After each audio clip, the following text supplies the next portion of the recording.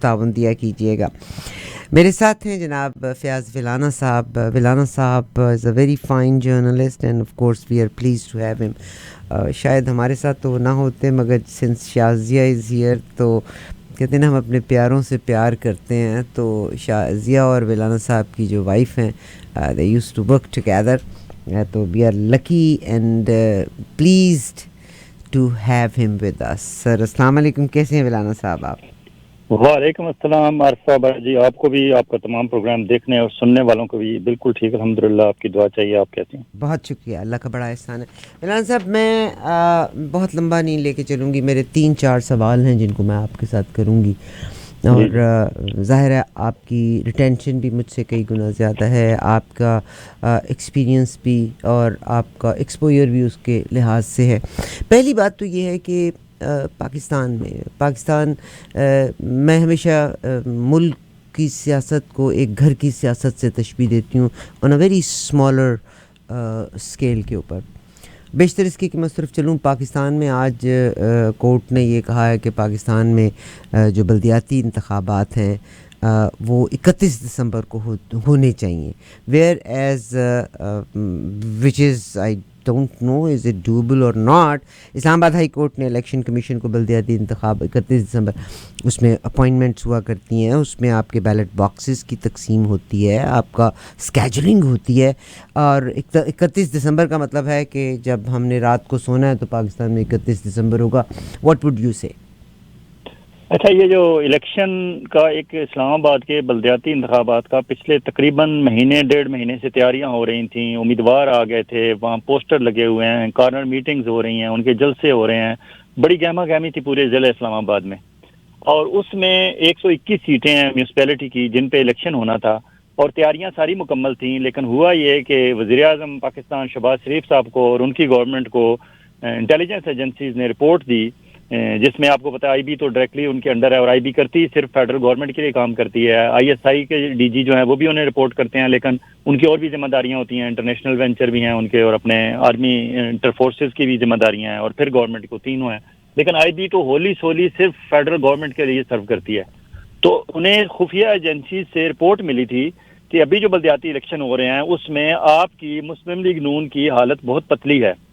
انہیں رپورٹ یہ ملی تھی کہ ابھی جو الیکشن ہو رہے ہیں ان میں سے 121 سیٹوں میں سے 2 سیٹیں پیپلز پارٹی جیت رہی ہے, 6 سیٹیں انڈیپینڈنٹ کینڈیڈیٹ جیت رہے ہیں, 25 سیٹس مسلم لیگ نون کے کینڈیڈیٹ جیت رہے ہیں, اور 63 سیٹس پی ٹی آئی کے کینڈیڈیٹ جیت رہے ہیں. اور یہ ٹوٹل بنتے ہیں 96, باقی پیچھے بچے 25. ان 25 پہ انہوں نے ایجنسیز والوں نے کہا کہ ہم یہ نہیں کہہ سکتے کہ پی ٹی آئی جیتے گی یا پی ٹی آئی کا مخالف جیتے گا. اس کا مطلب ہے وہاں بھی 50% اگر 50-50 کا چانسز ہیں تو ان 25 میں سے بھی 12-13 پی ٹی آئی کے جیتیں گے, یا 12-13 باقی تینوں گروپس کے ملا کے جیتیں گے. تو وہاں انہیں نظر آ گیا کہ یہ تو صاف صاف ہمیں, جس طرح پنجاب میں الیکشن ہوئے تھے ضمنی الیکشن, تو 75% سیٹیں عمران خان جیت گئے تھے, اور اسلام آباد میں 3 قومی اسمبلی کے حلقے ہیں, اور اس وقت وہ تینوں قومی اسمبلی کے حلقے پی ٹی آئی نے جیتے ہوئے ہیں. اسد عمر, خرم نواز راجہ اور علی نواز اوان, تینوں M N A P T I کے ہیں. تو اسلام آباد ویسے بھی آپ کو پتہ ہے لٹریسی ریٹ زیادہ ہے, زیادہ بابوؤں کا شہر کہا جاتا ہے, پڑھے لکھے زیادہ لوگ ہیں اور زیادہ انرجیٹک ہیں. اور عمران خان, اسلام آباد ایسا شہر ہے کہ کسی وقت بھی, ویسے تو ان کی پاپولیرٹی کا اس وقت گراف ایسا ہے کہ وہ پاکستان کے کسی بھی شہر میں کسی وقت کال دیں تو جلسہ بن جاتا ہے, لیکن اسلام آباد تو مذاق میں بھی لوگ جو ہے اچھا خاصا جلسہ کر لیتے ہیں. تو اسلام آباد جاوید ہاشمی کو انہوں نے کھڑا کیا, ملتان سے آ کے وہ جیت گئے. اسد عمر کو کراچی سے یہاں ٹکٹ دیا اسلام آباد سے, وہ جیت گئے. اسلام آباد ایسا شہر ہے کہ وہاں وہ کسی کو بھی ٹکٹ دیں وہ جیت جائیں گے پی ٹی آئی والے, عمران خان وہاں پاپولر ہیں. تو فیڈرل گورنمنٹ کو نظر آیا کہ یہاں ہماری شکست صاف صاف نظر آ رہی ہے, تو یہ بڑی ہمارے لیے وہ ہوگی, ایک شرمندگی کا باعث ہوگا. تو انہوں نے الیکشن کمیشن سے مل کے, کیونکہ الیکشن کمیشن تو وہ بندہ ہے جو سعید مہدی کا داماد ہے, اور سعید مہدی پرنسپل سیکرٹری رہے ہیں میاں صاحب کے, اور ان کے بارے میں کیا کیا انہوں نے کلمات ادا کیے ہیں میاں صاحب کے بارے میں کہ انہیں ولی اللہ سے کم کا درجہ دینے کے لیے سعید مہدی صاحب تیار نہیں تھے. اور انہوں نے جو ہمارے چیف الیکشن کمشنر ہیں راجہ سکندر سلطان راجہ صاحب, یہ بھی چیف سیکرٹری پنجاب بھی رہے ہیں, چیف سیکرٹری اسلام آباد بھی رہے ہیں, چیف الیکشن کمشنر رہے ہیں, اس کے علاوہ انٹیریئر منسٹر رہے ہیں, کمشنر پنڈی رہے ہیں, مختلف عہدوں پہ ساری زندگی انہوں نے 30-35 سال جو سروس کی ہے وہ میاں صاحب کی چھائے چھتر کے نیچے کی ہے. تو وہ ان کے ایک ذاتی قسم کے ملازم کی طرح بیہیو کرتے ہیں, اور ان پہ جو اعتراضات ہیں پی ٹی آئی میں اس میں بہت حد تک صداقت ہے کہ وہ ہر موقع پہ پی ٹی آئی کے خلاف کام کرتے ہیں اور مسلم لیگ نون کو سپورٹ کرنے کے لیے کام کرتے ہیں، تاکہ وہ پیپلز پارٹی کو بھی نہیں بخشتے. کہیں اگر کنفلکٹ آف انٹرسٹ ہوگا، کہیں ایک جگہ انہیں پیپلز پارٹی ورسز نون نظر آئے گی تو وہ پھر نون کے حق میں کوئی فیصلہ دیں گے. تو اچانک انہوں نے عذر یہ پیش کیا کہ 4 دن پہلے جو اسلام آباد میں دھماکہ ہوا تھا وہ دھماکہ بھی انتہائی مشکوک ہے کہ ایک بندہ ایک کار پھٹتی ہے G10 کے علاقے میں روڈ پہ، وہاں نہ کوئی پبلک گیدرنگ ہے، نہ کچھ جلسہ ہو رہا ہے، نہ کوئی ان کا ٹارگٹ پتہ چل رہا ہے، کیونکہ جو خودکش بمبار ہوتا ہے تو وہ تو کسی جگہ اس نے جا کے سٹرائک کرنا ہوتا ہے نا، کسی آفس میں جا کے ہٹ کرنی ہے گاڑی، اس نے کسی جلسے میں جانا ہے، کسی بازار میں جانا ہے پینک کریٹ کرنے کے لیے، لیکن یہ روڈ پہ پھٹی. اور کہنے والے کہتے ہیں کہ شاید پولیس والوں نے اس پہ فائر کیا، وہ رکا نہیں تو اس کے سلنڈر کو جا کے ہٹ کیا تو سلنڈر پھٹا تو وہ گاڑی اس طرح پھٹی. اسی طرح جو افواہیں اور خبریں ایک گورنمنٹ کے پسندیدہ صحافیوں کے ذریعے سے چلائی جا رہی تھیں کہ اسلام آباد کے قریب پہنچ گئے ہیں دہشت گرد، سو کالڈ دہشت گرد، اور افغانستان سے بارڈر کراس کر گیا ہے، جگہ جگہ سے انہوں نے وہ باڑ کاٹ دی ہے، تو وہ ماحول ایسا کریٹ کر رہے تھے کہ لا اینڈ آرڈر کی سچویشن ٹھیک نہیں ہے، اس لیے الیکشن ملتوی کیے جائیں. لیکن اسلام آباد ہائی کورٹ نے اچانک کہہ دیا کہ کل الیکشن کرائے جائیں. اب گورنمنٹ اس کے باوجود ریزسٹ کر رہی ہے اور گورنمنٹ نے صبح پھر جانا ہے کورٹ کے پاس، اور یہ گو مگو کی کیفیت میں الیکشن انہوں نے پولنگ کرانی ہے، اور اسی گو مگو کی کیفیت میں انہوں نے پوری کوشش کرنی ہے کہ جتنے زیادہ سے زیادہ گورنمنٹ کے حمایت یافتہ جتوا لیے جائیں اور جتنے زیادہ سے زیادہ اینٹی گورنمنٹ جو پی ٹی آئی کے کینڈیڈیٹ ہیں ان کو ہروا لیا جائے. تو بیسیکلی تو فیئر الیکشن نہ کرانے کی ایک کوشش ہے شہباز شریف گورنمنٹ کی، اور یہ اسی سلسلے میں یہ سارا کچھ ہو رہا ہے. اسلام آباد ہائی کورٹ نے اچانک کہہ دیا ٹھیک ہے سارے انتظامات کرنے مشکل ہوتے ہیں، لیکن پچھلے مہینے 1.5 مہینے سے تو سلسلہ ہو رہا تھا. ہاں آج عذر ان کے پاس یہ ہوگا کہ ہمارا عملہ نہیں پہنچا، ہمارے وہ نہیں پہنچے، اپنا بیلٹ پیپر نہیں پہنچے، ہمارا فلاں نہیں ہوا، ہمارا فلاں نہیں ہوا، یہ سارے عذر پیش کر کے اور اس کے بعد پھر گڑبڑ کی نتائج میں گڑبڑ کرنے کی کوشش کی جائے گی اور پھر اسے کورٹ میں اور وہ سارا سلسلہ چلتا رہے گا. بہت شکریہ، بڑی تفصیل سے آپ نے اس بارے میں ذکر کیا. اور پچھلے دنوں اسلام آباد کا ذکر بھی ہم بہت سن رہے ہیں کہ ٹیررسٹ وہاں تک پہنچ گئے، اور جناب رانا ثناء اللہ صاحب بڑی شدت سے اس کے بیانات دیتے چلے آ رہے ہیں.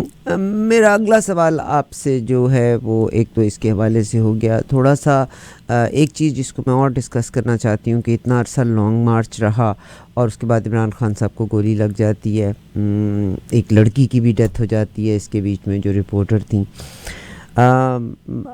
دوبارہ جناب فواد چودھری صاحب نے یہ کہا ہے کہ ہم مہنگائی کے اگینسٹ جو ہیں ایک دفعہ پھر سے سڑکوں کے اوپر نکلیں گے. کیا یہ مطلب پچھلی والی آپ کی لانگ مارچ کا کوئی ایکچوئل رزلٹ، میں سوال پوچھ رہی ہوں، مطلب میرا کسی پارٹی کے ساتھ ہونا ناٹ نیسیسری، آپ یہ مت سمجھے کہ میں کسی کو اپوز کر رہی ہوں، پچھلی کا رزلٹ نکلا نہیں ہے، آپ عوام کو سڑکوں کے اوپر ہی رکھیں گے. اور مہنگائی انٹرنیشنل پرابلم ہے، کیوں یہ ریئلائز نہیں کر رہے اور انہوں نے عوام کو مخمصے میں ڈال کے رکھا ہوا ہے کہ پتہ نہیں اس مہنگائی is only meant for Pakistan and not for any where, حالانکہ اٹس اراؤنڈ دا ورلڈ. کیا فرمائیں گے؟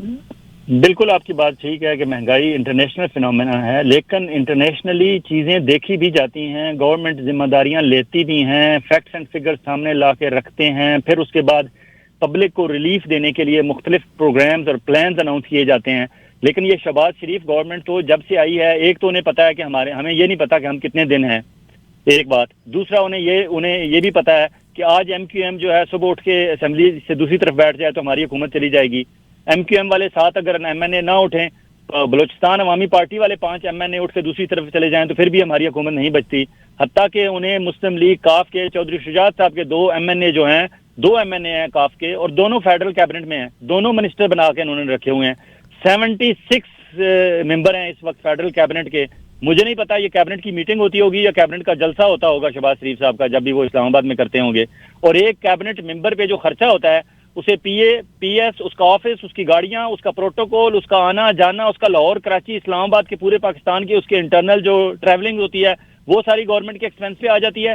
اس کے علاوہ وہ کہیں انٹرٹینمنٹ کا اسپینڈ کرتا ہے، وہ گورنمنٹ کو بل کر دیتا ہے، ہر چیز اس کی گورنمنٹ کے خرچے پہ وہ چلا جاتا ہے. اور بہت سے منسٹر ایسے ہیں انہیں پتہ ہی نہیں ہے ہمارا کام کیا ہے، ہم نے کرنا کیا ہے. یہ صرف اس لیے انہوں نے 76 ممبر کیبنٹ ان کی بنی ہوئی ہے کیونکہ ان کو اپنی حکومت برقرار رکھنے کے لیے لوگوں کو خوش کرنا پڑ رہا ہے. ایک بندہ جس کو یہ نہیں پتا کہ میری کل تک حکومت ہے یا نہیں ہے، اور پھر انہیں یہ بھی پتا ہے کہ ہمارے اتنے جو کیسز تھے، جو 1100 ارب کے کیسز ان کے کرپشن کے تھے، وہ دھڑا دھڑ وہ ختم کرا رہے ہیں۔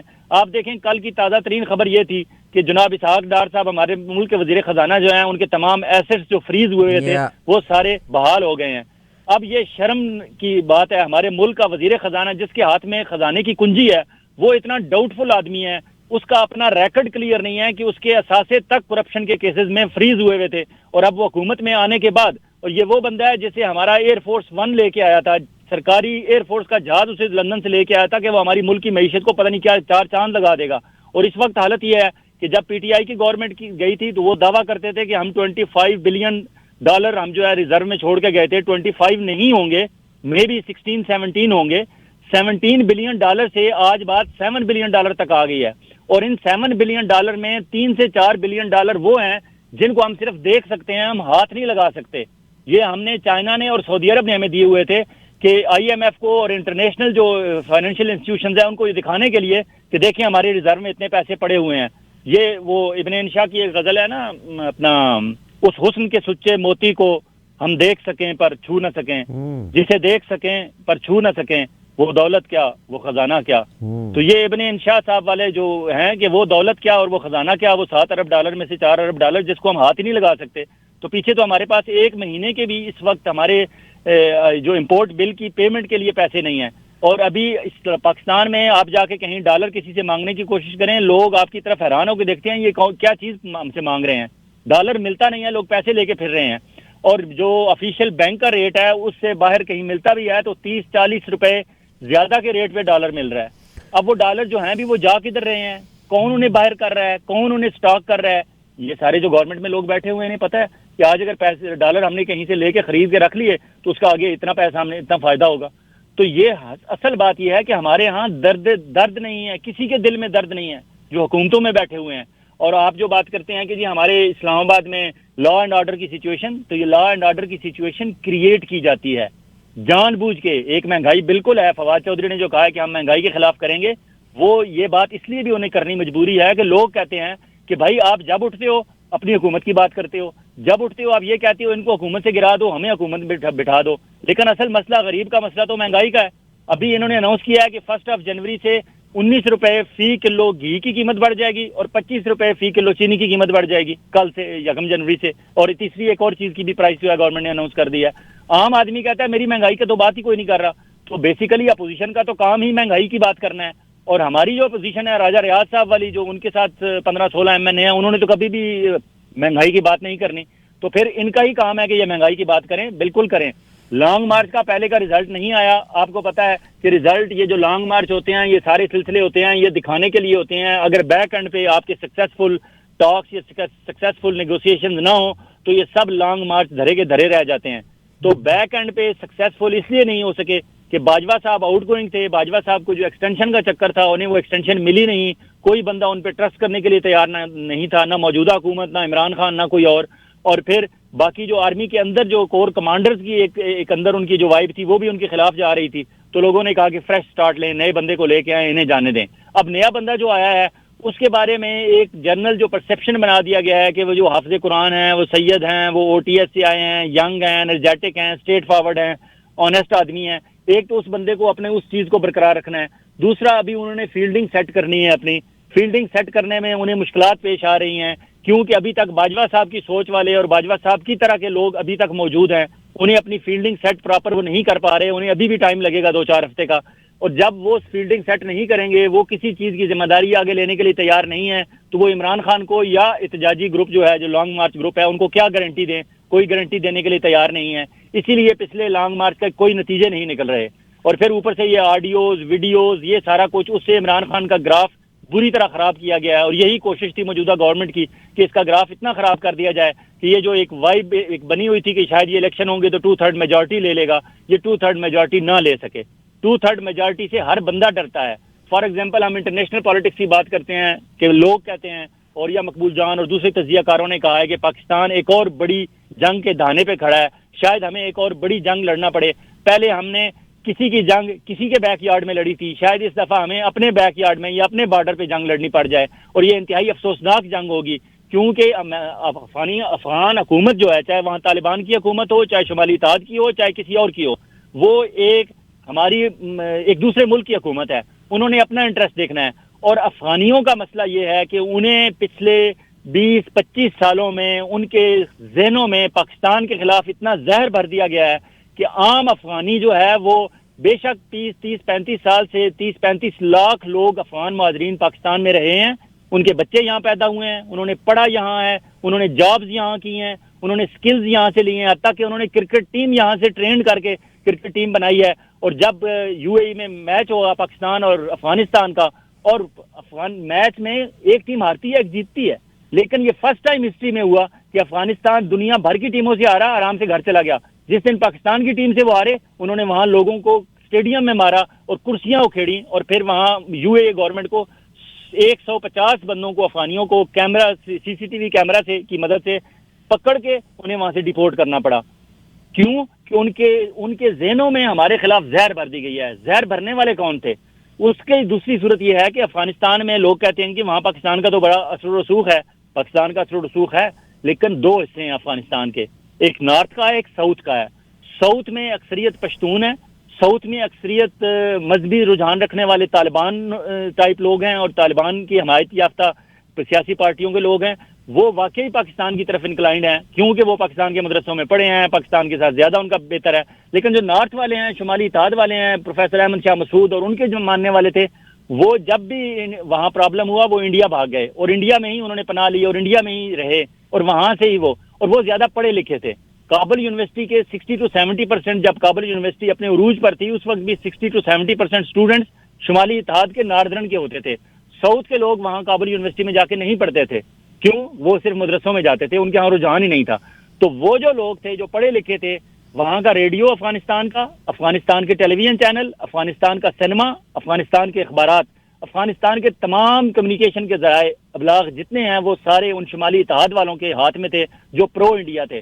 انہوں نے اپنا اثر و رسوخ استعمال کیا اور وہاں کی یوتھ تھی جو پڑھ لکھ رہی تھی، ان کے ذہنوں میں پاکستان کے خلاف زہر گھول دیا. یہ پچھلے 30-35 سال کا زہر ہے جو ابھی نظر آ رہا ہے، اور اللہ نہ کرے ہمیں پھر ایک جنگ میں جانا پڑے. یہ جو ہماری بارڈر پہ روزانہ وہاں پتہ چلتا ہے جی باڑ کاٹ دی گئی ہے، یہ کر دیا گیا، وہ کر دیا گیا، اور اب طالبان کو پھر وہاں سے جو طالبان اینٹی پاکستان طالبان ہیں یا تحریک طالبان پاکستان والے ہیں، ان کو وہاں سے فنڈنگ کی جا رہی ہے. فنڈنگ کون کر رہا ہے؟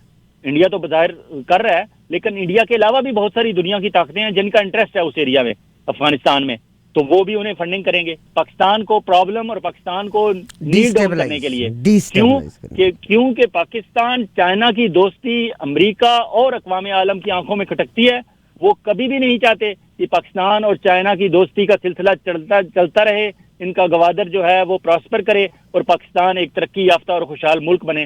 اس کے لیے جتنی ان سے کوششیں ہو سکیں گے وہ رکاوٹیں ڈالتے رہیں گے. اور یہ خدشات بالکل بجا ہیں کہ پاکستان ایک نئی جنگ کے دہانے پہ ہے، لیکن ہمارا اس سے بڑا افسوس یہ ہے کہ ہم بحثیت قوم نہیں سوچ رہے.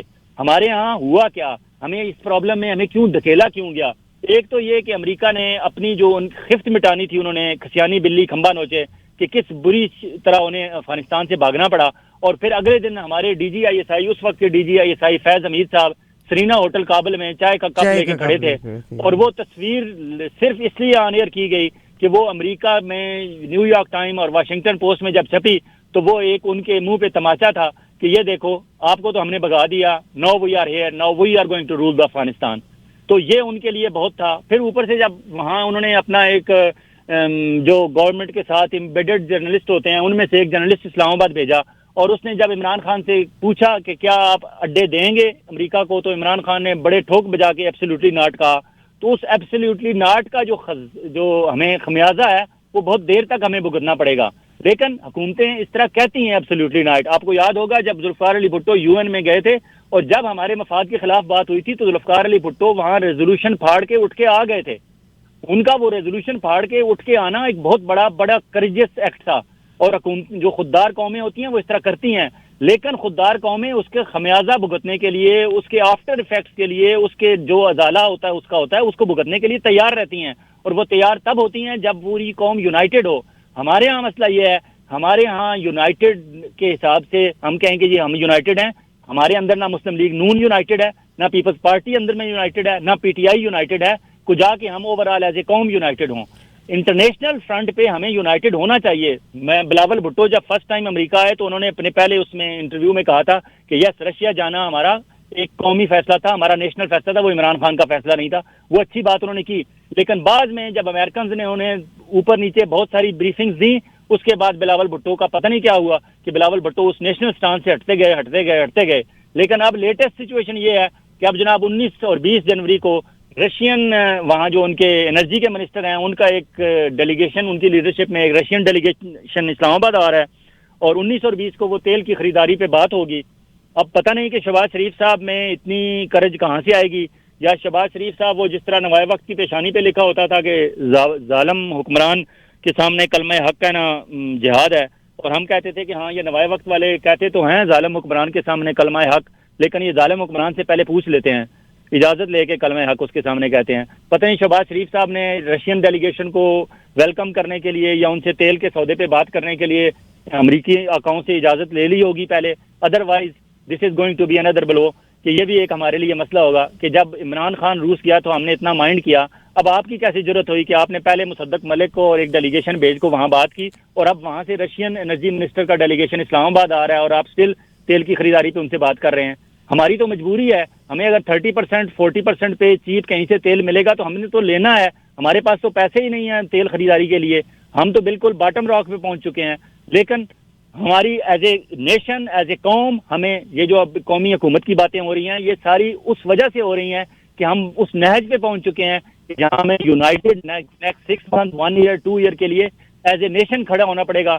ورنہ امریکہ کے معاملات دیکھ لیں, افغانستان کے معاملات دیکھ لیں, چین اور گوادر کے معاملات دیکھ لیں, رشیا یا انٹرنیشنل پالیٹکس کے حوالے سے دیکھ لیں, انڈیا کے ساتھ ہمارے معاملات دیکھ لیں, پھر ہماری اکانومی کی سچویشن دیکھ لیں, اس میں واقعی ضرورت قومی حکومت کی ہے. لیکن کیا قومی حکومت کو کوئی ایکسیپٹ کرے گا؟ اور پھر قومی حکومت میں کیا ایسے لوگ ہمارے پاس موجود ہیں جن پہ ٹرسٹ کیا جائے؟ کیا ہمیں پھر وہی باقر رضا, کیا ہمیں پھر وہی شوکت ترین, کیا ہمیں پھر وہی ڈاکٹر شاہد حسن, کیا ہمیں پھر وہی شبر زیدی, وہی لوگ آئیں گے نا دوبارہ؟ تو ان پہ کون ٹرسٹ کرے گا؟ ان پہ تو سٹیمپ لگ چکی ہے. شوکت ترین کو تو عمران خان سمجھدار تھا, اس نے سینیٹر بنا دیا, ورنہ یہ جو ہمارے اکانومی کے ایکسپرٹ ہوتے ہیں یہ تو صبح دوپہر شام بکنے کے لیے تیار ہوتے ہیں. اور عمران خان کو حفیظ شیخ والا پہلے سبق حاصل ہو چکا تھا. عمران خان نے اس لیے شوکت ترین کو سینیٹر بنا دیا کہ کم از کم یہ 6 سال کے لیے تو میرے ساتھ سٹک رہے گا. اب شوکت ترین پہ تو سٹیمپ پی ٹی آئی کی لگی ہوئی ہے, رضا باقر پہ بھی سٹیمپ پی ٹی آئی کی لگی ہوئی ہے, شبر زیدی بھی پی ٹی آئی کی سوچ کا حامل ہے. اب ان تینوں سے مشورے تو کر رہے ہیں, لیکن کیا یہ تینوں قابل قبول ہوں گے میاں برادران کے لیے؟ اور اگر ڈاکٹر شاہد حسن کو شامل کرتے ہیں اس ٹیم میں تو شاہد حسن تو پہلے ہی مسلم لیگ نون کے خلاف اور پی ٹی آئی کے حق میں باتیں کر رہا ہے, تو پھر کون ہوگا جس پہ سارے اتفاق کریں گے؟ تو یہ قومی حکومت کی باتیں کرنا یا منانا, یا کیا ہماری آرمی اتنی سٹرانگ اس وقت ہے جس طرح کل جنرل باجوہ تھے یا پرسوں راحیل شریف تھے یا اس سے پیچھے جنرل کیانی تھے؟ یہ نئے جو ہماری آرمی چیف ہیں وہ تو بیچارے ابھی تک اپنی فیلڈنگ سیٹ کرنے میں لگے ہوئے ہیں, اور انہیں ابھی تک O T S versus P M میں لانگ کورس والے اور او ٹی ایس آفیسرز والے اس چپکلش کا بہت سامنا ہے. He is the only general from O T S course, rest of all the corps commanders are from P M A long course. تو انہیں تو وہاں اندر سے کافی ریزسٹنس آ رہی ہے, اور باجوہ صاحب ریٹائر ہونے کے بعد بھی ابھی تک باز نہیں آ رہے. سنا ہے کہ صابر مٹھو اور ان کے جو داماد ہیں جنرل امجد صاحب وہ ابھی تک آرمی کے معاملات میں مداخلت کر رہے ہیں, حالانکہ ایسا انہیں نہیں کرنا چاہیے. ریٹائر ہو گئے, آپ نے اچھا وقت گزارا, برا وقت گزارا, ہسٹری کا آپ حصہ ہو گئے, تاریخ لکھے گی خود آپ کا نام, اچھا لکھے گی برا لکھے گی. آپ پلیز گھر چلے گئے ہیں تو چلے جائیں. نئے آرمی چیف جو ہیں انہیں اپنی حکومت, اپنا سلسلہ, اپنے جو بھی معاملات ہیں اپنے طریقے سے چلانے دیں. بہت شکریہ جنرل امجد, ان کے سسر ہیں, مٹھو ان کے بیٹے کے سسر ہیں, آپ نے بڑی تفصیل سے بتایا. میرا ایک کنسرن ہے کیونکہ آرمی نے جنرل عاصم منیر صاحب کے آنے کے بعد انہوں نے کہا تھا کہ ہم نہیں چاہتے کہ آرمی اپنی ہر چیز کو ہر گراؤنڈ پہ جا کے ایکسپلینیشن دیتی پھرے. چند چیزیں ہوں گی جن کو آئی ایس پی آر جو ہے وہ عوام تک لے کے جائے گا, مگر پاکستان سے باہر بیٹھے ہوئے بعض لوگ پاکستان میں خانہ جنگی یعنی وہ ایک دوسرے کو ابھارنے کے لیے ان فیکٹس کو سامنے لایا جاتا ہے جن میں سے بعض حقائق پر مبنی ہیں اور بعض ایزمپشنز پر مبنی ہیں, جس میں عام عوام میں کیوس پیدا ہو رہا ہے ان میں. تو کچھ اس کے بارے میں کہیں گے کہ باہر کی قوتیں جس میں ہمارے اپنے پاکستانی لوگ بھی ہیں اور جس میں monetisation is playing a very important role, کیونکہ ٹو گیٹ مونیٹائزیشن الفاظ کا استعمال, لائنوں کا, فیاض ویلانا صاحب you know all these facts, تو یہ لوگ اس چیز کے ان فگرز کو استعمال کرتے ہوئے اپنے ذاتی مفادات کے لیے پاکستان میں خانہ جنگی جیسی کیفیت پیدا کرنا چاہتے ہیں. اور مجھے کبھی کبھی لگتا ہے کہ بچوں والی کیفیت ہے, یعنی اپوزیشن اور گورنمنٹ مل کے کام کرنے کی بجائے بچوں کی طرح دونوں دوسری طرف منہ کر کے کھڑے ہو گئے ہیں اور کسی ایک سینٹرل پوائنٹ پہ آ کے دے آر ناٹ ایگریڈ اور they are not ready to work on a central point, جس میں پی ٹی آئی کو بھی یہاں محسوس کرتی ہوں اور گورنمنٹ کا تو پی ڈی ایم کا اتحاد ہے ہی صرف ایک پارٹی کو نیچا دکھانے کے لیے. کیا فرمائیں گے اس کے بارے میں؟ باجی بات یہ ہے کہ یہ جو ہم قرآن شریف کے 30 سپارے ہیں اور 30 سپاروں میں کوئی 750 مرتبہ کہا گیا ہے کہ نماز قائم کرو, زکوٰۃ دو. اب ہر مسلمان کو جب وہ مسلمان ہوتا ہے, کلمہ پڑھتا ہے, تو اسے پتہ ہے میں نے کلمہ پڑھ لیا, میں نے نماز سیکھ لی, میں نے نماز پڑھنی ہے, میں نے روزہ رکھنا ہے, میں نے زکوٰۃ دینی ہے, اور جب میں اس قابل ہوں گا تو میں نے حج بھی کرنا ہے. اس کے تمام ارکان کا اس کے پتہ ہے. لیکن 750 مرتبہ بار بار اسے نماز قائم کرنے کا کیوں کہا گیا ہے؟ اس لیے کہ کچھ چیزیں بنیادی جو اصول ہوتے ہیں کسی بھی شعبے کے یا کسی بھی سلسلے کے, ان پہ بار بار یاد دہانی کرانا انسانوں کے لیے ضروری ہوتی ہے, ورنہ انسان بھول جاتے ہیں. اسی طرح ہمارے جو حکمران ہیں, ہمارے حکمرانوں کو کیونکہ اب افسوس سے کہنا پڑتا ہے کہ ہمارا میڈیا وہ ساری مونیٹائزیشن اور ویوز اور لائکس اینڈ شیئرز اینڈ اپنی زیادہ سے زیادہ قیمت لگوانے کے چکر میں اور سنسنی پھیلانے کے چکر میں پڑ گئی ہے. کسی کو اپنی قومی ذمہ داری کا احساس ہی نہیں ہے اور کسی کو اپنی پروفیشنل ذمہ داری کا احساس نہیں ہے. بہت سارے تو ایسے ہیں جنہیں پروفیشن کے لفظ کا ہی نہیں پتا کہ پروفیشنل جرنلسٹک ایتھکس کیا ہوتے ہیں اور پروفیشنل ذمہ داری کیا ہوتی ہے. اسی طرح ہمارے پولیٹیشینز کو بھی صرف کسی کے ریفرنس سے کہیں سے ٹکٹ مل گیا, کہیں عہدہ مل گیا اور آگے چلتے چلتے چھلانگیں لگاتے رات دن ترقی کرتے پتہ نہیں کہاں سے کہاں تک پہنچ گئے ہیں. ہمارے نیشنل جو لیڈر ہیں, فار ایگزامپل عمران خان ہیں, آصف زرداری ہیں, میاں نواز شریف صاحب ہیں, شہباز شریف ہیں, بڑے جو ہیں, انہیں اس بات پہ زور دینا چاہیے کہ جب بھی وہ بات کریں, جب بھی کوئی پریس کانفرنس کریں, وہ یہ بتائیں کہ فلاں ایشو جو ہے ہمارے نیشنل ایشوز ہیں, ان پہ تو ہم سارے ایک ہیں, ہاں فلاں پولیٹیکلی ہماری ڈفرینسز ہیں اور اس پہ ہم اب بات کرتے ہیں. بار بار انہیں یہ بتانا پڑے گا کہ بھائی ہمارے جو فارن افیئرز کے ایشوز ہیں, ہمارے انٹرنل جو اکانومی کے مسئلے ہیں, ہم نے ایز اے نیشن آگے بڑھنا ہے, ترقی کرنی ہے, اپنی ٹریڈ گیپ کم کرنا ہے, ایکسپورٹس بڑھانی ہے, امپورٹس کم کرنی ہے, اور ہم نے سادگی اپنانی ہے اور ویلفیئر اسٹیٹ بنانی ہے, ہم نے عام آدمی کو غریب کی مدد کرنی ہے. یہ ہمارے بیسک ہیں, اس پہ ہم سارے متفق ہیں. آگے ہم نے کس طرح کرنا ہے اس پہ ہمارے اختلافات ہیں, اور پولیٹیکلی ہمارے اختلافات ہیں کہ فلاں جگہ کس کی حکومت ہونی چاہیے, کس کی نہیں ہونی چاہیے, کس نے کس کا ساتھ دینا ہے, کس نے کس کا ساتھ اتحادی رہنا ہے, کس نے نہیں رہنا. یہ جو بیسک ہیں, اس بیسک کی وہ جتنی دفعہ بار بار یاد دہانی کرائیں اور قوم کو بتائیں کہ بیسک چیزوں پہ ہم ایک ہیں, ہماری طرف کو بری آنکھ سے دیکھے گا تو ہم ایک ہوں گے. اس کی جتنی پہلے ضرورت تھی, شاید آج جتنی ضرورت ہے اتنی پہلے کبھی نہیں تھی. افسوس سے کہنا پڑتا ہے کہ ہمارے ہاں ہر بندہ اپنی ڈفلی, اپنا راگ اور اپنے ناک اور اپنے پیٹ سے آگے نہیں دیکھتا, اور یہی افسوسناک صورتحال ہے. ہمارے حکمرانوں کو, ہمارے سیاستدانوں کو چاہیے, میرے خیال میں تو انہیں احساس کس نے دلانا ہے؟ احساس میڈیا نے, دانشوروں نے دلانا ہے اور علماء نے دلوانا ہے. لیکن افسوس کے ساتھ کہ ہمارے علماء کے بارے میں تو پہلے بھی ہمیں کوئی امید نہیں تھی کہ وہ شاید کوئی یہ ذمہ داری ادا کریں گے, اور دانشور اس وقت انتہائی وہ جو ہوتی ہے نا پاتال کی گہرائی پہ گر چکے ہیں کہ صرف مونیٹائزیشن کے علاوہ انہیں کچھ نظر نہیں آتا. اور جب ان میں سے, آپ کو یاد ہوگا, میرے دوست ہیں, کہیں ان تک بات پہنچ گئی تو ناراض ہوں گے, مبشر لقمان, ان سے کسی رپورٹر نے پوچھا کہ سنا ہے آپ کا ایک جہاز بھی ہے, تو انہوں نے کہا 1 minute let me correct you, میرا ایک نہیں میرے 2 جہاز ہیں. جب آپ کے میڈیا پرسن جو انفلوئنسر ہیں, جنہوں نے ذہن سازی کا کام کرنا ہے, وہ فخر سے یہ بتاتے ہیں کہ میرے ایک نہیں 2 جہاز ہیں. اور ابھی عمران ریاض خان آج کل بہت پاپولر ہیں. عمران ریاض خان نے کسی رپورٹر نے پوچھا کہ آپ جو ہے سنا ہے بڑا یوٹیوب سے اور ان چیزوں سے, سوشل میڈیا سے بہت کما رہے ہیں, کتنا کما لیتے ہیں منتھلی؟ تو عمران ریاض صاحب نے کہا کہ میں آپ کو کہتا ہوں آپ گیس کریں. انہوں نے کہا سر میں رپورٹر ہوں, میں نے کیا گیس کر رہے ہیں, آپ تو سینئر رپورٹر ہیں, آپ بہت آگے نکل گئے ہیں, آپ بتا دیں, میں آپ کوشچن پوچھ رہا ہوں. نہیں اس نے کہا نہیں آپ بتائیں, آپ گیس کریں. ضد کر کے اس نے کہا نہیں یار کچھ گیس تو کرو کتنا. اس نے کہا جی یہ کوئی 2 کروڑ 3 کروڑ مہینے کا کما لیتے ہیں. 3 کروڑ. انہوں نے کہا آپ کی سوچ سے بھی زیادہ کماتا ہوں میں اس سے بھی زیادہ کماتا ہوں, اور یہ جو سامنے میرا گھر ہے نا جس پہ لوگ آپ اعتراض کرتے ہو کہ یہ گھر, ایسے 2 گھر ہر مہینے میں بنا سکتا ہوں. اب وہ 8-10 کروڑ کا ان کا گھر ہے, اور وہ دعوے سے کہہ رہے ہیں کہ ایسے 2 گھر میں ہر مہینے بنا سکتا ہوں.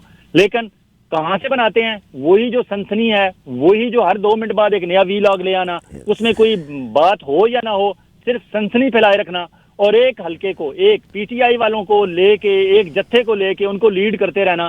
آئی ڈونٹ تھنک سو کہ دس از جرنلزم. عمران ریاض سے آپ کبھی یہ توقع نہیں کر سکتے کہ وہ شہباز شریف کی یا مسلم لیگ نون کی یا مریم نواز کی یا آصف زرداری یا بلاول کی کسی بات کی تعریف کر دیں. اور بھائی خدا کے بندے, آپ جرنلزم چھوڑ دو, آپ پاکستان پی ٹی آئی پاکستان تحریک انصاف جوائن کر لو. اسی طرح جو نون لیگ کے ہیں, طلعت حسین ہیں, جاوید چودھری یا دوسرے لوگ جو لگے ہوئے ہیں نون لیگ کے لیے, انہیں بھی میں کہتا ہوں کہ پلیز آپ جرنلزم چھوڑ دیں, آپ نون لیگ جوائن کر لیں. مجھے خوشی ہوتی ہے مشتاق منہاس کے بارے میں, مجھے خوشی ہوتی ہے مشاہد حسین سید کے بارے میں, مجھے خوشی ہوتی ہے شیریں مزاری کے حوالے سے, مجھے خوشی ہوتی ہے دوسری جو ہیں شیری رحمان کے حوالے سے کہ انہوں نے کم از کم جرنلزم کو معاف کر دیا اور انہوں نے پولیٹیکل پارٹیز جوائن کر لیں. یہ باقی جو ہمارے دوست جرنلزم کے لبادے میں سیاست کر رہے ہیں, ان سے میں ہاتھ جوڑ کے معافی مانگتا ہوں. ان سے میں کہتا ہوں پلیز معاف کر دیں, ہمیں چھوڑ دیں, جوائن کر لیں جو آپ کی پسندیدہ پارٹی ہے, اور پھر ان کے لیے دن رات صبح دوپہر شام ایز اے ان کے اسپوکس پرسن کام کریں. یہ افسوسناک صورتحال ہے کہ ہم نے پوری قوم کو 2 حصوں میں بانٹ دیا ہے. جو بندہ پی ٹی آئی کے حق میں بات سننا چاہتا ہے وہ دوسری طرف کی نہیں سننا چاہتا, جو دوسری طرف کے حق میں بات سننا چاہتا ہے وہ اس طرف کی بات نہیں سننا چاہتا. حالانکہ جو اصل سچائی ہوتی ہے وہ کہیں درمیان میں ہوتی ہے, اور وہ یہ ہمارا افسوسناک.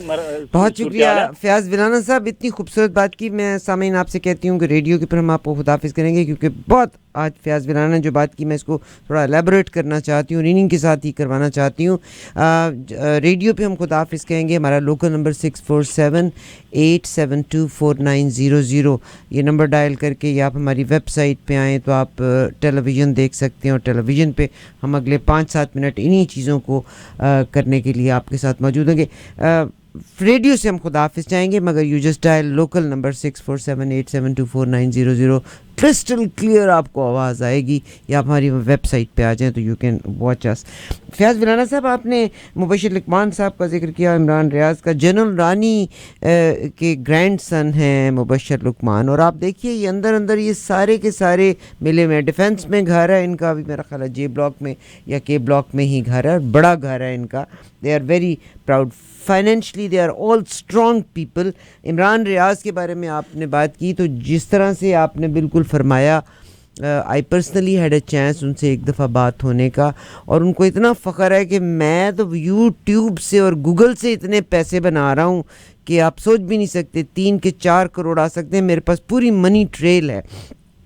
مگر یہی میں نے آپ سے سوال میرا یہی تھا کہ پاکستان میں 2 پولز بنانے کے بعد ایک خانہ جنگی کی صورتحال ہے, بچوں والی سینیریوز ہیں کہ آرمی کو بھی آپ, میں مانتی ہوں کہ غلطیاں ہوئیں, بٹ آپ کتنا ڈیفیم کریں گے؟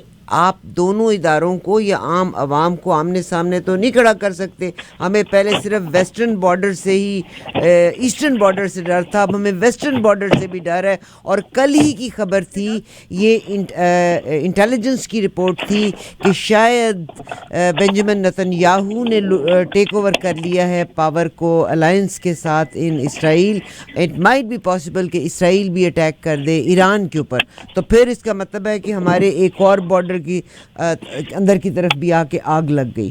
تو آپ کا بہت شکریہ کہ 2 لفظ میں سننا چاہتی ہوں کہ جو لوگ باہر بیٹھے ہوئے ہیں وہ پاکستان کے لوگوں کو انتشار کی کیفیت میں مبتلا کر رہے ہیں. کبھی 1971 کا ذکر کیا جاتا ہے, آج بھی سنسیئر لوگ بھی موجود ہیں. یہی لوگ جو ویلاگز کے لیے اور پیسوں کے لیے اور یوٹیوب کے لیے عوام کو میں انتشار پیدا کر رہے ہیں یا ان میں پولز کریٹ کر رہے ہیں, why don't they hold them self accountable for the wrong doings in Pakistan?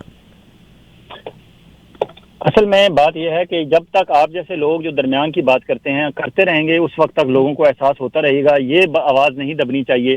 انہوں نے جو بک چکے ہیں، جنہوں نے طے کر لیا ہے کہ ہم نے ایک دھڑا سنبھال لیا ہے، ہم نے مسلم لیگ نون کو سپورٹ کرنا ہے، ہم نے پی ٹی آئی کو سپورٹ کرنا ہے، ہم نے پیپلز پارٹی کو سپورٹ کرنا ہے، جنہوں نے جس کو ٹھیکہ اٹھا لیا ہے وہ تو واپس نہیں آئیں گے، کیونکہ انہیں اس ٹھیکے سے اچھی خاصی آمدن ہو رہی ہے اور وہ اعلانیہ بتا بھی رہے ہیں۔ آپ نے ابتدا میں کہا کہ مبشر لقمان جنرل رانی کا نواسہ ہے، نہیں، میرا ذاتی دوست ہے، میں اس کے جس گھر کی آپ بات کر رہے ہیں اس گھر میں میں کئی دفعہ گیا ہوں، ان کی مسز سے، ان کے بچوں سے، میں سب سے میرے گھر والے تعلقات ہیں۔ وہ جنرل رانی کے نواسہ ہیں فخر عالم، اور فخر عالم کی ماں تھی عروسہ عالم، جو جی اسلام آباد میں مسلم اخبار کی رپورٹر تھی، ہماری کولیگ رہی ہیں، ہم نے اکٹھے کام کیا ہے۔ تو وہ جنرل رانی کے نواسہ فخر عالم ہے، مبشر کا ان سے کوئی تعلق نہیں ہے۔ مبشر کی رشتہ داری ہے خورشید قصوری، جو وزیر خارجہ رہے ہیں پاکستان کے، ان سے ان کی رشتہ داری ہے، وہ ان کے بھانجے بھتیجے لگتے ہیں، اور ایچیسن کالج لاہور کے یہ پڑھے ہوئے ہیں اور لاہور میں ہی اب رہتے میں ہیں، اور ان آپ کو کی فیملی کے بہت زیادہ لوگ اب آرمی میں میں ہیں۔ معذرت کے ساتھ اب میں روکوں گی، اور میرے روکنے کی وجہ ہے، جی میں نے ابھی جب آپ کو کہا نا، اور یہ سوشل میڈیا کے اوپر یہ چیز پڑی ہے، جتنی اگر آپ پروگرام کو آج کے کو جو لوگ سن رہے ہیں، جنہوں نے ابتدا سنی تھی کہ جناب فیاض ملانا صاحب کی ریٹینشن بہت اچھی ہے، ان کے ریکڈز بڑے درست ہیں، میں نے انٹروڈکشن ان کا یہ دیا تھا، درمیان میں آ کے میں نے جان بوجھ کے جب یہ کہا کہ مبشر لقمان صاحب جنرل رانی کے گرینڈ سن، اب میں نے اس لیے نہیں کہا تھا، آپ کو میں واٹس ایپ کے میسیجز اور سوشل میڈیا کے میسیجز جس میں بہت لمبی تفصیل دی ہوئی ہے کہ ان کا کیا تعلق ہے، عروسہ عالم کے ساتھ تعلق ہے، فخر عالم کے ساتھ ان کا کیا تعلق ہے، اور ان کے ساتھ جنرل رانی کے ساتھ ان کا کیا تعلق ہے، یہ وہ لوگ ہیں جو ایک دھڑے کے لوگ ہیں، ڈس انفارمیشن کریٹ کر رہے ہیں اباؤٹ دا ادر پارٹی، اور جو دوسری پارٹی ہے وہ کہیں ویڈیو بنانے کے بعد اور کہیں آڈیوز بنانے کے بعد، کیونکہ آرٹیفیشیل انٹیلیجنس میں اگر آپ اپنے کمپیوٹر کو فیڈ کر دیں ایک آواز 24 آورز کے لیے، تو آپ وہی آواز جنریٹ کر سکتے ہیں۔ We are trying to conduct that programme for you, میرا خیال ہے اگلے ویک میں ہم وہ پروگرام بھی کنڈکٹ کریں گے۔ تو میں آپ سے یہ تصحیح کرانا چاہتی تھی کہ میرے جیسے بیسیوں اور لوگ ہوں گے جنہوں نے واٹس ایپ کے اس میسیج کے اوپر یا سوشل میڈیا کے اس میسیج کے اوپر یقین کیا تھا کہ مبشر لقمان کی حقیقت کیا ہے، یا یہ جنرل رانی سے ان کا کیا، and that is false, that is fake. Social media کے اوپر بے شمار ایسی انفارمیشن پڑی ہوئی ہے جو وچ از ایبسلیوٹلی فیک، پہلی دفعہ پڑھنے والا بے ساختگی میں اس بات پہ یقین کر لیتا ہے۔ جی سر، اب آپ فرمائیں۔ This is what I wanted correction from بالکل یو۔ ایسا ہی ہے۔ اور وہ جنرل رانی کا ایک نواسہ فخر عالم ہے، جو ہمارے کرکٹ کے آج کل کومنٹیٹر ہیں، اس سے پہلے انہوں نے گانے بھی بہت اچھے گائے ہیں۔ اور انہوں نے میرا خیال ہے اچھا فخر عالم presenter ہے۔ نے دنیا کا ٹور بھی کیا ہے، Jahanzeb a good pilot as well. بہت اچھا وہ پریزنٹر ہے، پروگرام بہت اچھا کرتا ہے ایز این اینکر پرسن، وہ نواسا ہے۔ اور ایک اور نواسا جنرل رانی کا جو تھا وہ تھا اپنا عدنان سمی، جس کی زیبا بختیار کے ساتھ شادی ہوئی تھی، اور بعد میں انڈیا چلا گیا، انڈیا کی نیشنلٹی اس نے لے لی، پاکستان کی نیشنلٹی اس نے چھوڑ دی، سرنڈر کر دی۔ اور ان کے جو والد تھے عدنان سمی کے، وہ فیڈرل سیکرٹری رہے ہیں، ارشد سمی خان، فیڈرل گورنمنٹ میں federal secretary for culture and information رہے ہیں۔ تو وہ ایک ڈفرینٹ خاندان ہے، یہ ڈفرینٹ ہے۔ ابھی ہم بات کر رہے تھے اس کی، آپ ایران کی اور اسرائیل کی آپ نے پہلے ایک بات کی۔ جی سر۔ اسرائیل کے جو آؤٹ گوئنگ ڈیفنس منسٹر ہیں جنرل بینی، اس نے کل کہا ہے کہ ہم ایران پر حملے کے لیے تیاریاں اپنی تقریباً مکمل کر چکے ہیں۔ آپ کو یاد ہوگا کہ آن 22 آف جولائی دس ایئر ان کے جو آرمی چیف تھے جنرل رچاوی، انہوں نے ایک سٹیٹمنٹ دی تھی کہ ایران پر حملہ کرنے کے لیے ہم سامان اکٹھا کر رہے ہیں، اور اس وقت ان سے کویسچن ہوا تھا کہ آپ سامان کس قسم کا اکٹھا کر رہے ہیں۔ آپ بیسیکلی تو آپ سارے کہتے ہیں کہ ایران کو روکنا ہے ہم نے نیوکلیر پاور بننے سے، اور نیوکلیر جو وہ بنا رہے ہیں آرسنلز، اس سے روکنا ہے، اور آپ ان کے خلاف جو سامان اکٹھا کر رہے ہیں وہ سارا نیوکلیر ہی ہے۔ تو یہ کیا دورہ معیار ہے آپ کا؟ اور پھر ان دنوں جنیوا میں ہماری ایک ویانا کنونشن کے حوالے سے مذاکرات ہو رہے تھے، تو وہاں بہت امید تھی کہ شاید ایران، امریکہ اور اسرائیل کے معاملات طے ہو جائیں گے، بغیر جنگ کے مسئلہ حل ہو جائے گا۔ لیکن وہاں ان ٹاکس میں ایران گورنمنٹ نے یہ ایک مطالبہ رکھا تھا امریکہ کے سامنے کہ پاسدارانہ انقلاب جو ہیں ہماری، ان کی ایک جو پاسدارانہ انقلاب ایران کی ایک تنظیم ہے، ان کے مجاہد ہیں، وہ ان کے آپ انہیں کہیں جس طرح ہمارے شہری دفاع والے گارڈ ہوتے ہیں، اس طرح ان کے گارڈز ہیں، پاسدارانہ انقلاب کو بلیک لسٹ سے نکالا جائے۔ یہ مطالبہ امریکہ نے ماننے سے انکار کیا تھا، اور اس مطالبہ انکار کرنے سے ٹاکس وہاں رک گئی تھی، اور ابھی تک وہ ایران والے اس بات پہ رکے ہوئے ہیں کہ آپ نے پاسدارانہ انقلاب کے خلاف اگر کوئی ثبوت ہے تو وہ ہمیں دیں، ہم انہیں جو ہے ہم بھی انہیں بین کر دیتے ہیں، لیکن ان کے خلاف کوئی ثبوت نہیں ہے، وہ کوئی کسی ایسی ایکٹیویٹی میں شامل نہیں ہے کہ ان پہ انہیں بین کیا جائے. They are not terrorist, they are just helping Iranian government. وہ اس طرح ہیں جس طرح یہاں ہمارے ہاں آپ نے ایک شباب ملی بنائی تھی قاضی حسین احمد صاحب نے، پہلے انہوں نے جماعت اسلامی تھی، پھر اسلامی جمعیت طلبہ تھی، اسلامی جمعیت طلبہ پہ یہ الزام لگا کہ آپ اسٹوڈنٹس کو یوز کرتے ہیں اپنے موٹیوز کے لیے، تو انہوں نے بنائی تھی شباب ملی بنائی تھی. شباب ملی سے پہلے ایک اور انہوں نے یوتھ فورس بنائی تھی، مجھے اب اس کا نام نہیں یاد آ رہا، جس میں محمد علی درانی کو انہوں نے چیئرمین بنایا تھا اس کا. تو یہ ان کی ایک فورس تھی. جس طرح عمران خان نے عمران ٹائیگرز اناؤنس کی تھی کہ ہماری ایک پرائیویٹ رضاکاروں کی ایک تنظیم ہوگی جس سے ہم ہیلپ لیں گے، جہاں گورنمنٹ کو ضرورت ہوگی وہ ہیلپ کیا کرے گی.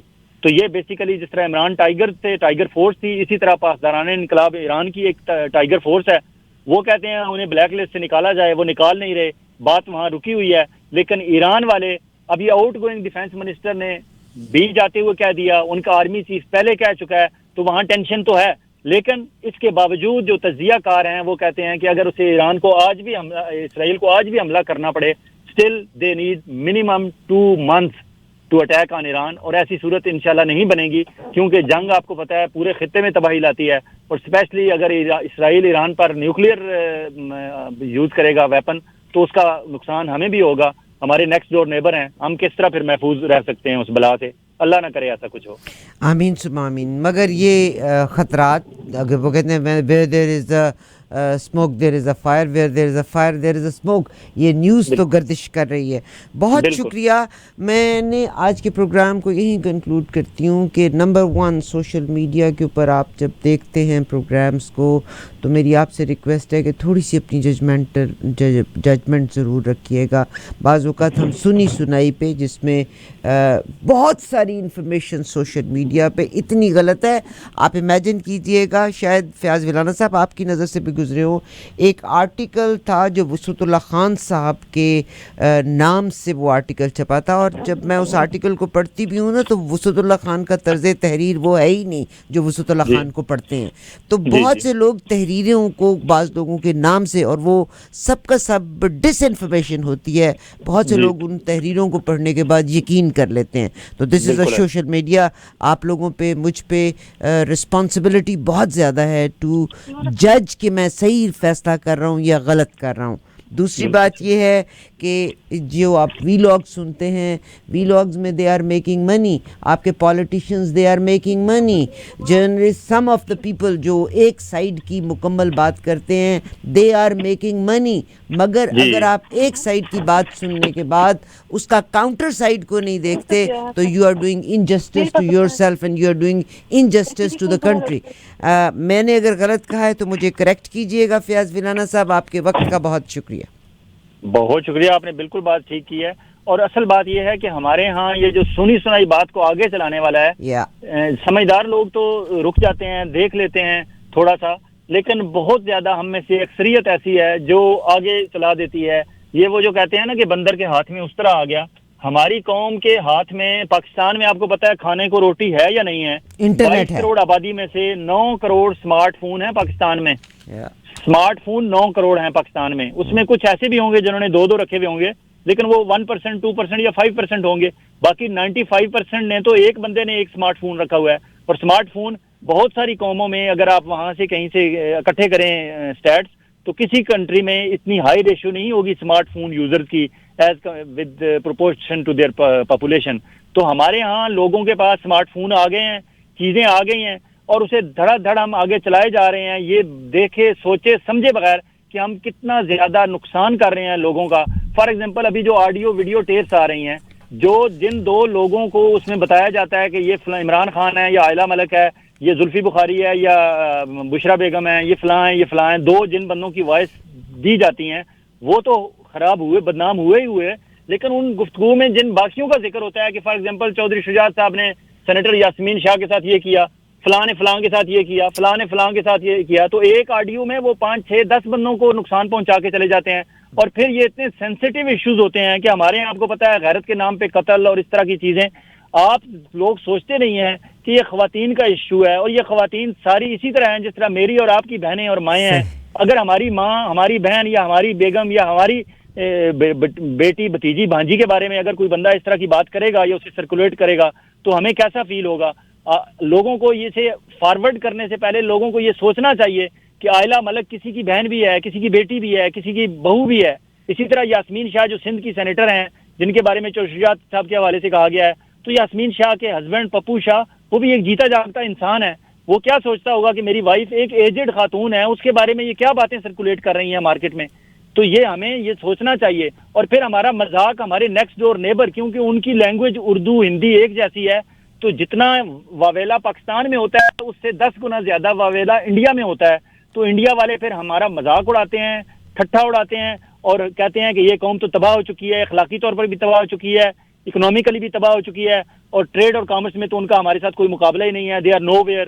بنگلہ دیش ضرور ٹریڈ میں کمپٹیشن دے رہا ہے انڈیا کو، ویتنام دے رہا ہے، تھائی لینڈ دے رہا ہے، دوسرے کنٹریز جو ہے کمپٹیشن دے رہے ہیں، لیکن پاکستان تو کہیں نہیں ہے. کیونکہ ہمارے ہاں تو اگر نشاط مل بند ہو سکتی ہے جو میاں منشا کی ہے، جو میاں شہباز شریف صاحب کی اور نواز شریف صاحب کے دستے راس رہے ہیں ساری زندگی اور ان کے سر پہ ہی کرتے رہے ہیں، اگر آج ان کی حکومت میں وہ مجبور ہو گئے ہیں اپنی فیکٹریاں بند کرنے پہ، تو اس سے آپ اندازہ لگا سکتے ہیں کہ باقی عام فیکٹریوں والوں کا کیا حال ہوگا. انتہائی افسوسناک صورتحال ہے. لیکن اس ساری صورتحال میں ہمیں ایز اے بحیثیت قوم، ہم میں سے ہر بندے کو ذمہ داری کا احساس ہونا چاہیے اور ذمہ داری کا مظاہرہ کرنا ہوگا. اور اس مظاہرے کے لیے یہ نہیں کہ میں منسٹر بنوں گا، فیڈرل سیکرٹری بنوں گا یا کسی ادارے کا ڈی جی یا چیئرمین بنوں گا تو پھر میں ذمہ داری ادا کروں گا. بحیثیت شہری بھی ایک ذمہ داری ہے، اور بیسک ذمہ داری یہ ہے کہ جب بھی آپ کے پاس کوئی خبر، کوئی اطلاع، کوئی چیز آئے، آپ سوچیں ٹھنڈے دل دماغ سے. اگر اس میں آپ سمجھیں کہ اس میں کوئی حقیقت ہے، کہیں سے آگے پیچھے سے ایک دو جگہ سے کنفرم کر لیں، اس کے بعد آپ کو آزادی، آپ بے شک اسے آگے شیئر کریں، آگے سرکولیٹ کریں، لوگوں کے ساتھ ڈسکس کریں، بیان کریں، لیکن پلیز 2-3 جگہ سے چیک کر لیں. یہ اسلام میں بھی ہمیں کہا گیا ہے کہ سنی سنائی بات کو آگے نہ بڑھایا جائے، اسے پلیز ذرا ویریفائی کر لیں، فیکٹس چیک کر لیں. اور آج کل کے دور میں فیکٹس چیک کرنا کوئی مشکل نہیں ہے. آپ تھوڑی سی محنت کریں گے، 2 4 5 10 منٹ سوشل میڈیا پہ، گوگل پہ کسی جاننے والے کو، کسی جرنلسٹ کو، کسی تھنک ٹینک کو کہیں پہنچ جائیں گے، آپ دیکھیں گے آپ کو بہت کچھ مل جائے گا. بہت شکریہ. اور فیاض بنانا صاحب، آرٹیفیشیل انٹیلیجنس پڑھائی بھی جا رہی ہے. ڈالی دا شیپ یہ باقاعدہ ایگ اور سپرم سے نہیں تیار کی گئی تھی، ایک سیل سے جس میں نمبر آف کروموسومز ڈبل تھا اس سے تیار کی گئی تھی. میٹ تک تیار کر لیا گیا. Artificial intelligence now it's common. آپ یہ ہے chat.openIA.com. آپ کوئی چیز پوچھیں، that is not internet base, that is artificial intelligence. It's just, it works like a human brain, better than human brain. یہ آوازیں اور یہ ویڈیوز جو بنی ہیں، باقی اللہ نے مرد کو ایسے ہی بنایا تھا، اسی لیے عورتوں کا کہا تم اپنے آپ کو سنبھال کے رکھو. دوسری بات یہ کہ یہ جو میاں بیوی کی بات ہے، مرد نے قرآن میں اللہ نے یہ لفظ کہہ دیا کہ مرد عورت کا لباس ہے، عورت مرد کا لباس ہے. یہ جو ویڈیوز شیئر کریں یہ بالکل وہی سسٹم ہے کہ جو لوگ ڈرگز بیچتے ہیں وہ یہ نہیں سمجھتے کہ کل کو میرا بچہ بھی ڈرگ لگ سکتا ہے. یہ جو نیکڈ گفتگو ہے اس کو ڈیفینیٹلی اسٹاپ ہونا چاہیے. دس از ناٹ ہیلتھی تھنگ. بہت شکریہ فیاض ویلانہ صاحب ہمیں ٹائم دینے کا. اس پروگرام کے سیگمنٹس کو آپ دیکھ پائیں گے ہمارے یوٹیوب پہ انشاءاللہ کل. ویلانہ صاحب کو شکریہ. انشاءاللہ منڈے کو دوبارہ ملاقات ہوگی.